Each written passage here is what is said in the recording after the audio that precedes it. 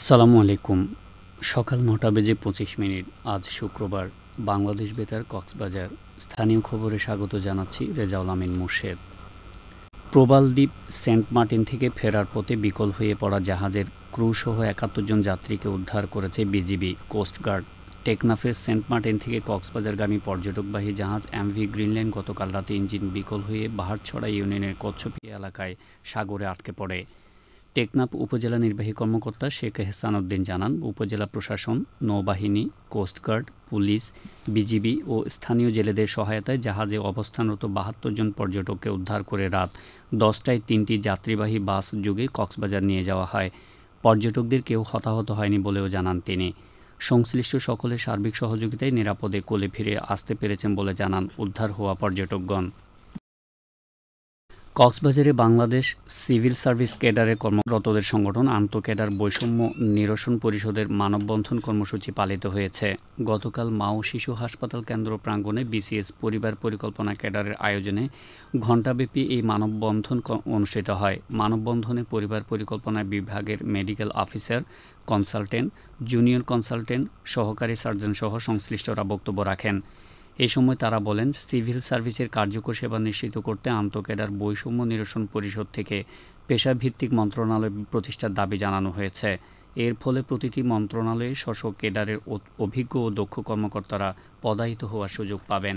কক্সবাজারে নতুন করে অনুপ্রবেশ করেছে ৬৪,৭১৮ জন রোহিঙ্গা। শরণার্থী ত্রাণ ও প্রত্যাবাসন কমিশনারের কার্যালয় থেকে গতকাল প্রকাশিত সর্বশেষ একটি প্রতিবেদনে বলা হয়, গত কয়েক মাসে বলপূর্বক বাস্তুচ্যুত হয়ে মিয়ানমারের ১৭,৪৭৮টি পরিবার উখিয়া টেকনাফের ক্যাম্পগুলোতে প্রবেশ করেছে। এছাড়াও মিয়ানমার থেকে পালিয়ে আসা ৪৪ জন চাকমা ও বড়ুয়া সম্প্রদায়ের ২ জন উখিয়ার একটি প্রাথমিক বিদ্যালয়ে আশ্রয় নিয়েছে বলে জানানো হয় প্রতিবেদনে। উল্লেখ্য, ২০১৭ সালে মিয়ানমারের রাখাইন রাজ্য থেকে বিতাড়িত হয়ে ১২ লাখের বেশি রোহিঙ্গা কক্সবাজারের উখিয়া ও টেকনাফের ৩৩টি ক্যাম্প এবং নোয়াখালীর ভাসানচরে আশ্রয় নিয়েছে। সরকারের ভিক্ষুক পুনর্বাসন ও বিকল্প কর্মসংস্থান কর্মসূচির আওতায় উখিয়ায় গতকাল উপকরণ বিতরণ করা হয়েছে। মন্ত্রিপরিষদ বিভাগের যুগ্ম সচিব মোহাম্মদ খুরশেদ আলম এসব উপকরণ বিতরণ করেন। এ সময় ৪ জন ভিক্ষুককে ছাগল ও একজনকে দোকানের মালামাল প্রদান করা হয়। এ উপলক্ষে উপজেলা পরিষদ চত্বরে আয়োজিত বিতরণ অনুষ্ঠানে উপজেলা নির্বাহী কর্মকর্তা, উপজেলা সমাজ সেবা কর্মকর্তা, উপজেলা প্রাণী সম্পদ কর্মকর্তা সহ অন্যান্যরা উপস্থিত ছিলেন। উপজেলা সমাজ সেবা কর্মকর্তা আল মাহমুদ হোসেন জানান, উপজেলার তালিকাভুক্ত ১১৯ জন ভিক্ষুকের মাঝে ১৪ জনকে পুনর্বাসন করা হয়েছে। বাকিদের পর্যায়ক্রমে পুনর্বাসনের আওতায় আনা হবে। টেকনাফ উপজেলা প্রশাসনের উদ্যোগে একটি বেসরকারি সংস্থা কোস্টের আয়োজনে ৬০ জন খুদে ফুটবলারদের প্রশিক্ষণ শেষে সনদপত্র বিতরণ করা হয়েছে। ইউএসএআইডির সহযোগিতায় সপ্তাহব্যাপী অনুষ্ঠিত এই প্রশিক্ষণে নারী ও পুরুষ ফুটবলাররা অংশগ্রহণ করে।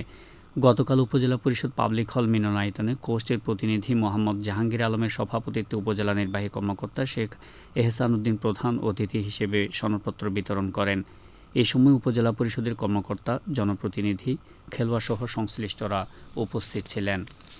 এখন জানিয়ে দিচ্ছি বাঁকখালী নদীর মোহনা ও সংশ্লিষ্ট এলাকার সামুদ্রিক জোয়ার ভাটার সময়সূচি। আজ জোয়ার শুরু হয়েছে সকাল ৭টা ৫৯ মিনিটে, চলবে দুপুর ২টা ১১ মিনিট পর্যন্ত। ভাটা শুরু হবে দুপুর ২টা ১১ মিনিটে, চলবে রাত ৮টা ৩৪ মিনিট পর্যন্ত। খবর শেষ হলো। আমাদের পরবর্তী খবর প্রচারিত হবে আজ দুপুর ২টা বেজে ৫৫ মিনিটে।